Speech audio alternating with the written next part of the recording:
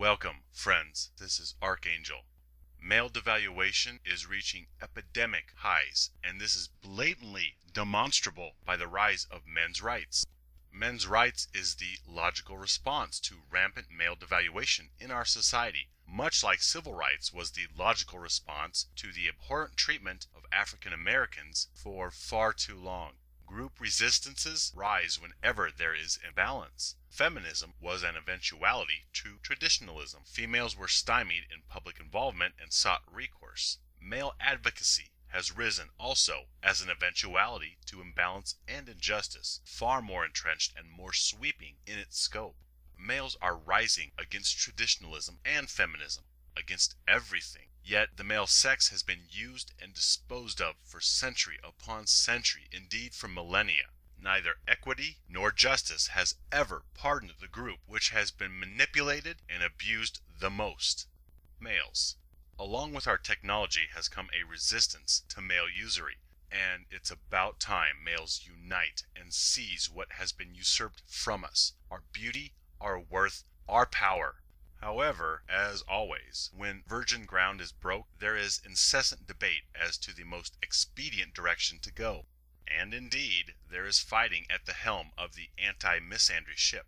Many want to claim captainhood of this snowballing force, while others, astute enough to recognize a movement of this magnitude and be ahead of the curve, will simply latch on to our bandwagon for their own self-advancement. Any group who elucidates misandry to the unconscious masses is, I believe, helping. Because we must first concede the problem before we can address recourse. Yet course of action is where all the bickering and infighting manifests. Everybody is clamoring to sit in Picard's chair, not Riker's. Who is better credentialed to champion male interests? Whose philosophy leads the charge for male interests? Whose group has better cookies and Kool-Aid at their weekly meetings? I feel all do good in that they broadcast and draw attention to the rampant trespasses against the male sex. Still, after years of much observation and truth-searching within myself, I have come to the conclusion that one path will effect justice and bring sustenance to the malnourished male sex: MGTOW. I realize I have been MGTOW for many years, and MGTOW is the most efficacious path out of male disposability. But where does that path lead?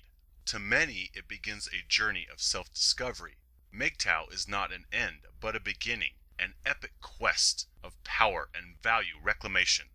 And where does MGTOW philosophy lead? To liberation. That is the end game: liberation.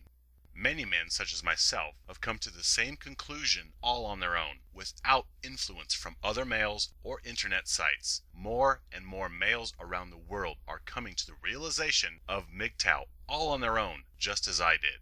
This is how I know it is not some men's rights flavor of the week, because males are coming to these same conclusions through their own private introspections, then searching out MGTOW. MGTOW does not proselytize to swell membership. We do not send out smiling missionaries to convert. Guys experience a personal awakening, then they find us. This is what happened with me after years of toil, torment, and painful introspection. I came to the MGTOW conclusion. Then I found MGTOW on the internet, and I was tickled pink, because I was not alone, for one, and for two, I was on the right track, since the truths I had observed and conclusions I had come to all by myself were the very same avenues of thought that heroic males were propagating online. I became aware that I had been following the MGTOW path for years before I had any formal name to associate with the philosophy. I wear the accolade of MGTOW with pride and honor. I have earned it with years of pain and tears, years of being mistreated and abused simply because of my anatomy. I have earned this Purple Heart especially upon the painstaking process of extricating myself from a system that thrives on my expendability and turning my back on a belief structure that shames and enslaves me. That system is the Matrix. Yet in my journeys, since my discovery of MGTOW all of a couple months ago, I have noticed arguing and infighting, which is good for the ultimate welfare of awakening males, because it compels deeper thought and reflection about what best serves male interests. Yet I think a lot of males simply desire shelter from the storm, a place of brotherhood, of camaraderie, where they can continue to heal from the meat grinder of abuse and usury they have been subjected to from society. A warm bed and a hot meal while they come to terms with the cruelty of red pill reality and muster their strength and marshal their forces for the greatest assault they have ever waged, liberation. So amidst all this, I humbly seek to simplify and unify all those newly released from the Matrix. I just want to provide a field hospital, a place of welcome as they get their bearings and legs under them. More than that, I seek to represent the higher purpose, to represent the betterment of males by males. I want to unite under the oasis to which the arduous journey eventually concedes, the ultimate destination all these bickering frayed ends swear passage to. I labor for an ideal above the petty mudslinging and politics of any male movement. I want awakening males still battered and bruised to keep their eyes on the ultimate prize and not lose momentum with bickering or sideshow distractions, anti-feminism, gamergate, traditionalism, compromise, or concession. I do not want males to lose focus and fall back into utility and disposability because of bickering and fragmented lukewarm camaraderie at best. I fear many will preoccupy themselves in all the little border skirmishes and lose track of the focus of the war. Many simply need a luminous beacon to aim for as they are tossed about in the cold Black Sea and gale winds, rather than 20 people scattered along the shoreline with candles.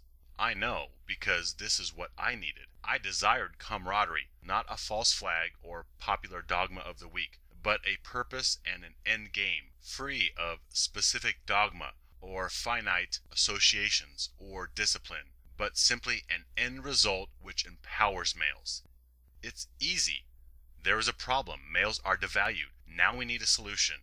Yet I seek to describe a place beyond solution, the point to which that solution leads, the destination. Dr. Martin Luther King Jr. saw a problem, racial inequity, and he focused not on a particular solution, but on the destination, the place past solution where all races and creeds laughed, cried, and broke bread at the same table.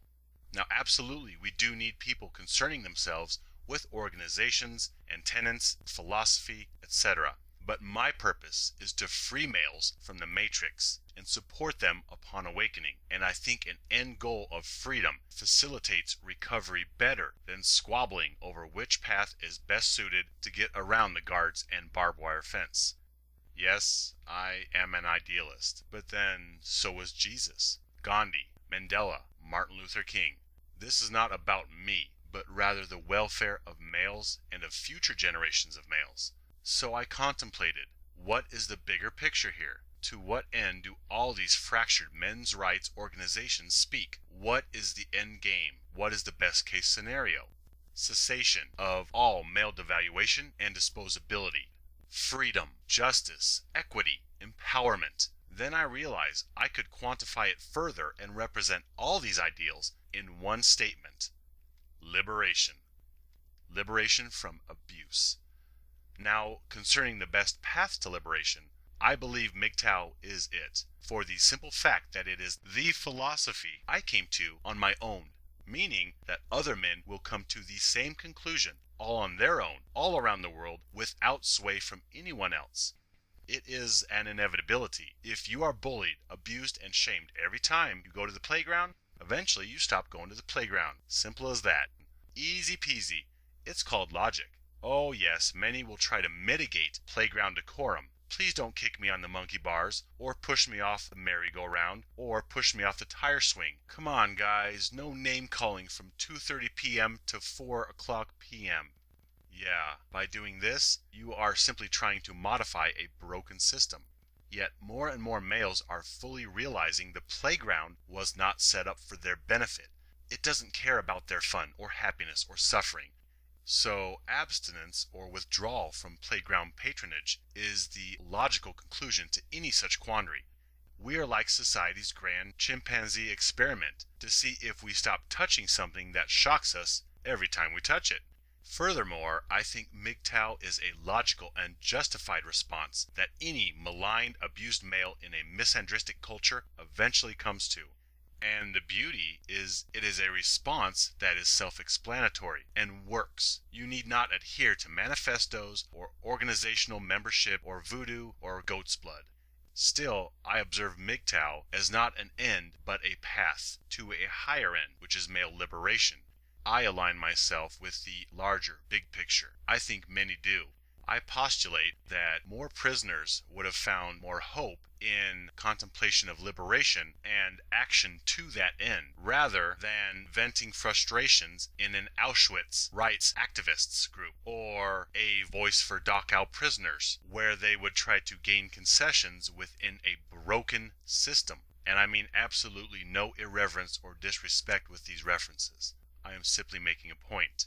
So I dedicated myself to the end game, male liberation from servitude, usury, disposability, devaluation, belittlement, slander, defamation, disparagement, manipulation, and subjugation to gynocentrism. I don't seek better conditions or nicer rules or a couple table scraps tossed our way. It's not enough for Donkey Kong to agree to roll a couple less barrels at us as we try to climb ladders, risking our lives to save a princess who would not climb ladders or dodge barrels to rescue a kidnapped prince. No, in fact, I do not seek any better conditions within the game. I seek liberation from the game entirely.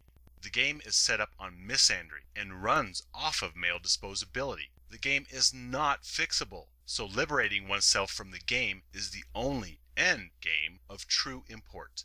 So I observe it boiling down to this.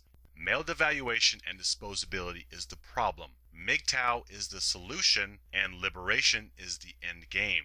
Liberation Y is not some half-assed, hijacked dude version of women's lib, since women's lib never happened. Females never liberated themselves from male dependence. No matter how vehemently they object, they still receive provision and protection from individual males and the state. Are the police, firefighters, and armies made up of males? Are the laws of female entitlement, such as affirmative action or child custody and hence child support, WIC, etc., written and passed by males? Okay then, females are not autonomous, not independent of male protection, whether singly or from Big Daddy government. Male liberation is wholly different. Males this very moment around the world in increasing numbers are finding freedom from any female dependence and liberating themselves slowly but surely from a misandristic game. So argue over terminology, but males are in fact liberating themselves every day. It is happening, and it will snowball from here with explosive force. And I am simply calling the end game of this phenomena what it is, and holding a flag for the newly awakened to rally around. A beacon lit in the lighthouse for those slipping under the barbed wire fence to run to. This is not about me. I seek no accolade or acclaim. I want to unite male welfare so that those detoxing from the red pill have hope and are presented with some semblance of brotherhood and unity, not fractured politics of organizations infighting. Yes, I may be highly presumptuous here. After all, a male strong enough to take the red pill is strong enough to wade through all the BS and infighting and mudslinging and does not need coddling. But I know for many, a place of warmth and support helps ease the shock more than simply additional chaos from warring factions. When Neo first awakened, he was not thrown right into training. He had to lie and rest for a bit, to acclimate. I do not discount male grit at all. If males have been through the meat grinder and have made it past a couple red pills, they have the steel to be cast into an anarchy of aftermath. Males can make it all alone, despite any politics or backstabbing or mudslinging or anarchy of thought paths in regard to what philosophy and approach best serves male interests. I know males at this point are tough. They have been forged by a gauntlet of usury and pain. However, many newly awakened are weak from pain, and if they find there is no better place or hope, if it is simply more males at each other's throats, they may decide to slip back into the vaginasty, where males fight with males also. Even MGTOW veterans may become weak, worn down from struggle and loneliness, and end up trying to plug back into the matrix, like Cypher begging Agent Smith to be plugged back in, so he can be some big shot, because he was sick of struggle, the lack of hope, and because I think he had feelings for Trinity, who was, in a roundabout way, bequeathed to Neo. So yes, males are tough, no doubt, and that is a point of pride. Yet I find males have a deep emotional fragility, which they project onto females and spend the rest of their days trying to retrieve back little bits of their broken hearts, pieces they think females have, but they don't. We have everything we need. Yet because males fear rejection, because males know they are all alone in this physical dimension, no one will pamper or protect or cuddle us. Because males fear, or rather know that females cannot or will not reciprocate the depth and richness of love we have to offer them, because we are all alone and at the same time we are so deeply feeling, males project the best, most tender and compassionate sides of themselves onto females and then spend the rest of their days chasing their own tendernesses in females. A diluted game of fallacy, of subterfuge, a game of hide-and-go-seek with oneself. Males seeking approval and ultimately salvation from females is simply a dog who is chasing a tail. Round and around he goes, desperately barking and nipping at the elusive tail, trying to get it. He does not realize that the tail he is so desperately chasing is his own. Likewise, the love and affection, approval, validation, companionship, and love males so desperately seek from women is us chasing our own tails. We have all these glorious traits within us right now, but we project these wonders onto women and spend the rest of our lives trying to get little glimpses of and be close to such mercies, and maybe have some of these qualities rub off on us if we jump through all the proper hoops for females. We already have our tails. We don't need anything from females.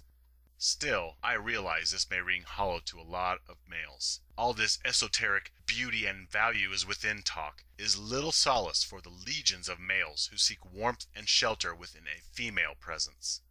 And since males are already shamed into eschewing male camaraderie with all the gay jokes, so they will seek solace only from females, if they finally awaken from red pills and find more isolation and loneliness, that there is no camaraderie of males, no brotherhood, but simply more fighting, more backbiting, and more treachery, they may decide after years, heck, I can get all this male animosity and hostility in the Matrix, plus I get physical affection from females once in a while, even though it's fake and illusory. At least I get fake, illusory female affection in the Matrix. And if males start meandering back to the meat grinder, we lose momentum and possibly good warriors for the cause of males. I want some semblance of unity for males. I put myself out there to help other hurting males who have been stomped down, devalued, and marginalized by a society balanced upon their disposability and sucking their life force in the form of utility from them, all the while resenting males as the alcoholic resents the child at home who makes the alcoholic beat him up at night after the pub. So make fun of me all you like. Those are my intentions, to awaken the world to gynocentrism, male devaluation, and male disposability. Moreover, to support the battered and bruised figures exiting the Matrix, who went in as tender infants, and now they begin the slow, excruciating process of overcoming indoctrination and reclaiming their male power, their sovereignty. I mean to support, not coddle, support males on their journey to liberation. And all this, who did what to who, while relevant to male welfare, I focus on the big picture, liberation from my suffering brothers. But my purpose is even grander than that. Liberation of males will lead to true liberation for females. As males pull away from servitude, females will have to learn to fish on their own rather than come to males every time they want to fish. Male liberation will force female liberation. This will compel a new level of human interaction and existence. This is really huge. Furthermore, by addressing liberation from males, we address liberation from all tyranny, political, social, economic, military, everything. Male liberation will lead to the complete rendering of the human species. Seriously, contemplate the magnitude of this. Male liberation will change the face of the planet. Once males start liberating themselves in sufficient numbers, the cards of tyranny and oppression in all facets of life will begin to fall, as a house of cards in a wind tunnel. It is up to us. Males, we stand on the precipice of planet-shaking, paradigm-shattering, game-changing revolution. We hold this power, and the best part is, all these injustices will begin to automatically right themselves simply as a result of individual males treating themselves better, males refusing abuse, males claiming their value and rebuking utility or disposability. The house of cards, the whole world full of inequities, begins its mighty fall when males simply decide to love themselves. How simple is that? How empowering is that? Yes, we are that powerful, and yes, we are that important. We have the same import as members of the Manhattan Project, donning goggles at the Los Alamos testing facility before the first ever nuclear detonation. People can feel this. They know things are amiss, that change hovers this planet. It must. We cannot continue to sustain our lifestyles. We cannot continue to sustain our energy. We cannot continue to sustain our crooked, private or public institutions upon the backs of the broken. We cannot sustain the hate and prejudice. So things must change, and people are starting to see little things here and there which signal that change is starting to precipitate, like pot legalization or marriage equality. There are even hints of disclosure by former government officials and files from countries around the world saying, hey, there is something going on in the night skies. It is a pivotal time. Either we evolve to better places or we devolve into hatred and mass destruction, after which we crawl out and attempt to start over. Either way, something revolutionary this way comes. I absolutely do see Liberation Y with this revolutionary fervor. It has game-changing potential on a planetary scale. Call me silly, call me crazy, call me delusional, but I do see epic importance of liberating males from disposability. This species liberation may not happen immediately. You may walk out your front door 2 years from now and be greeted by the same male devaluation. But something is working. Something has started. And I'm excited to be here seeding the clouds which will churn out a hurricane such as the world has never known. It has happened regardless of the insulting names or shaming tactics thrown my way, and regardless of the name given it, whether it be MGTOW or men's rights or liberation or freedom. Maybe people will call it Exodus for a while, then trend towards freedom.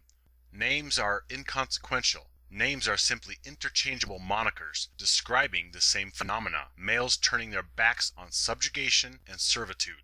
However, what liberation stands for is not trendy or fashionable. It stands for the same thing today as it will 100 years from now. Liberation is ultimately where these roads lead, hence my utilization of it for those who have a Y chromosome.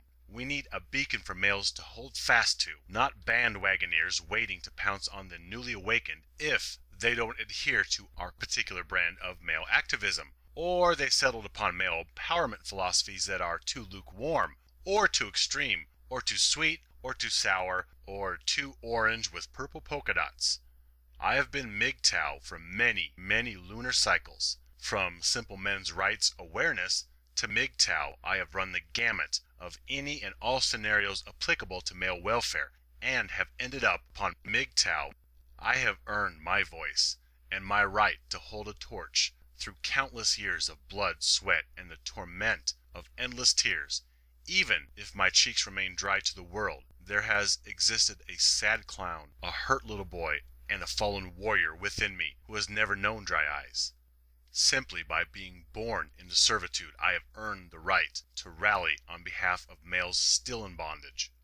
I like self-explanatory descriptors that convey purpose, goal, ambition, payoff, everything. The big picture, end game goal, the pot of gold that awaits. A simple moniker of truth.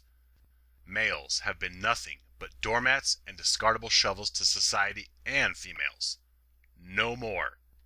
It is our way, if, when, and how we want it. No compromise. You can't compromise yourself, otherwise you are never fully liberated. You're a fence-sitter, parroting misandry, still placating your slave master, the vaginisty. Male liberation will cure all misandristic ills. Male liberation is not a movement, not a flavor of the week for soft, whiny dudes, not a soundbite. It is not even a cure to a disease. It is a place beyond threat of disease, living in a state wholly removed from affliction, where no cure is even needed in the first place. Liberation is a word that describes a state beyond misery and tumult. Liberation is not the word carved into the walking stick or the brand name of the armor a warrior wears as he fights, nor is liberation the name of the journey he has labored with his blood through perils in order to reach the castle. Liberation is the castle. Revelation is the word carved into the walking stick. Revolution is the name etched into the warrior's armor. MGTOW is the journey's title. But liberation is the end which you labor to reach. Yet liberation is also a new beginning. Once we are free from male devaluation, male servitude, and disposability, a new, empowered journey begins. Liberation is a destination, and it is a beginning. Misandry, male devaluation, male disposability, and expendable utility is the disease. MGTOW is the tonic, and liberation is the place where value and power reclamation have synergized, and pills or tonics are no longer needed. I and many others tarry in the dreaded forests, lingering to help other battered yet gallant knights find their way along the journey from subjugation in the Vaginisty mines to freedom from servitude within the impenetrable, insurmountable fortress walls of the castle.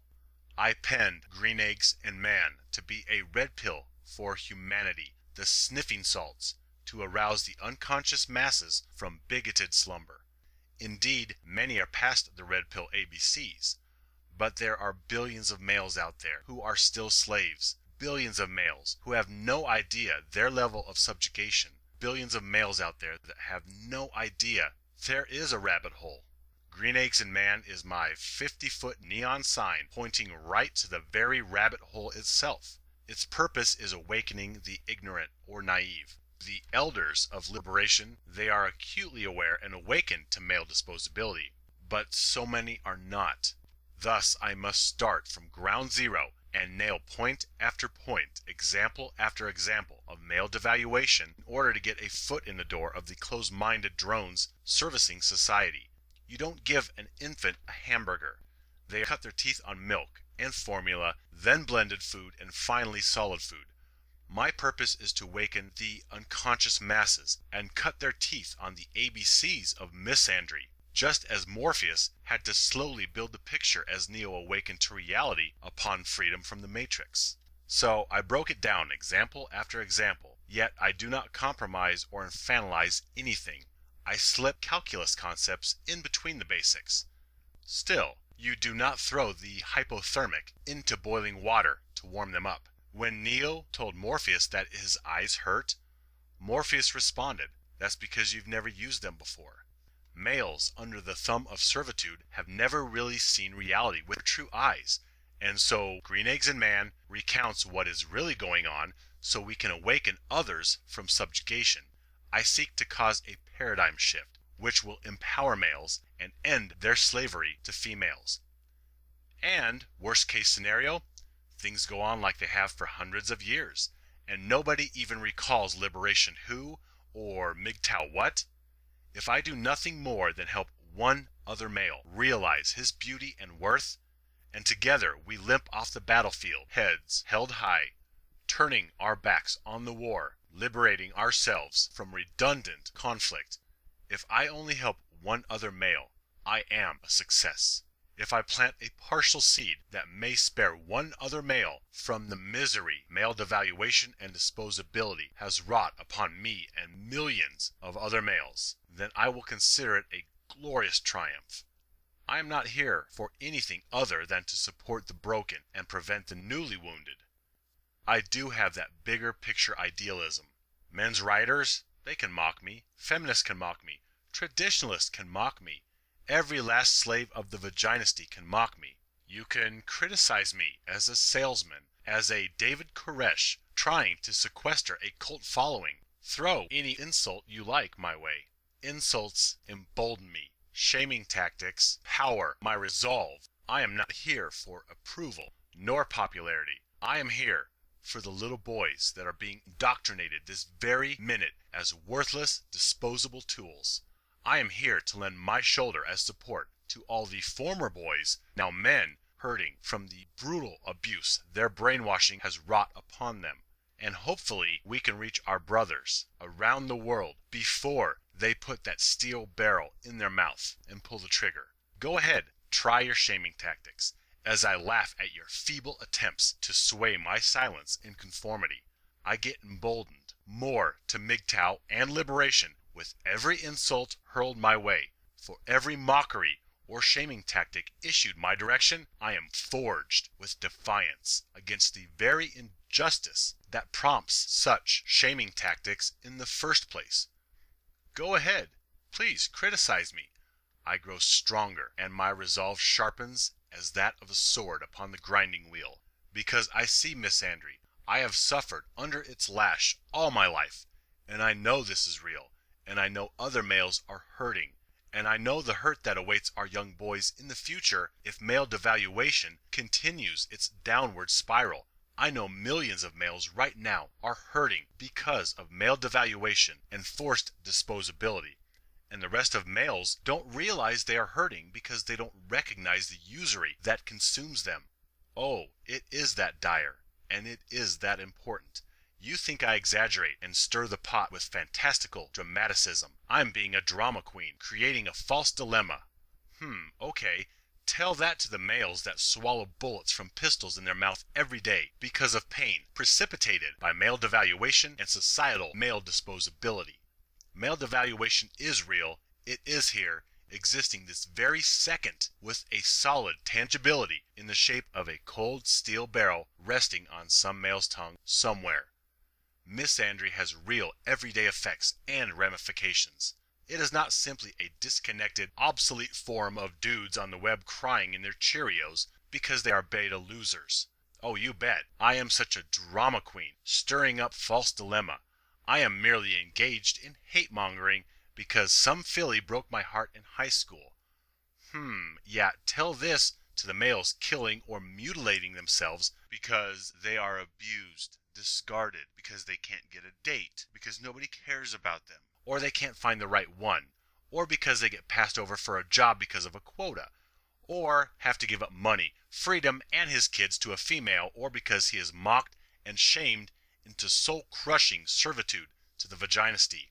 Tell the males that we sacrifice as a society, that there is no devaluation of their worth, juxtaposed with female life.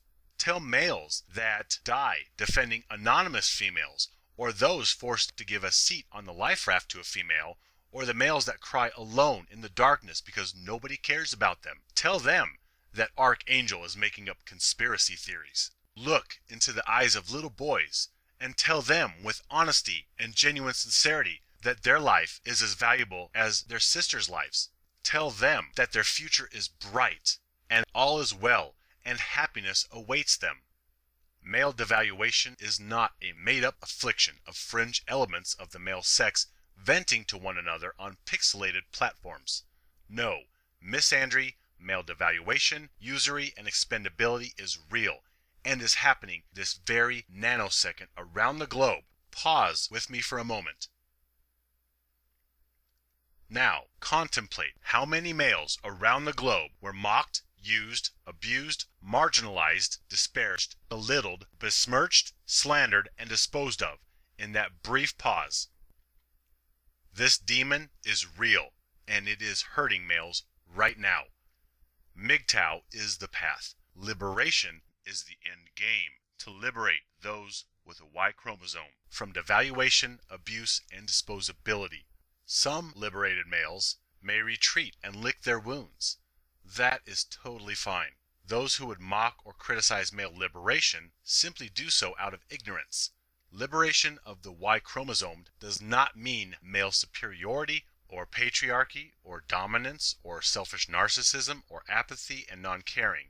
It represents the next evolutionary stage of Homo sapien, whereby the downtrodden rise against abuse, overthrowing tyrannical paradigms of gender interactions, compelling new paradigms of tolerance and mutual habitation. Liberation is so much more than rejecting male disposability. It is ushering in a new era, breaking virgin ground, compelling the progression of a hostile species from its centuries-old stagnation. My plan is simple: revelation, revolution, liberation. The writings and videos I author are my red pills I foist as revelation onto the brainwashed blue pill sheeple. MGTOW is the revolutionary path out. Liberation is the end game and the brand new empowered beginning. I would consider it an honor if you would stand beside me in righteous defiance to male disposability. You are the hope of the broken, the beaten, and the damned. You, my friends, stand with me. Live free.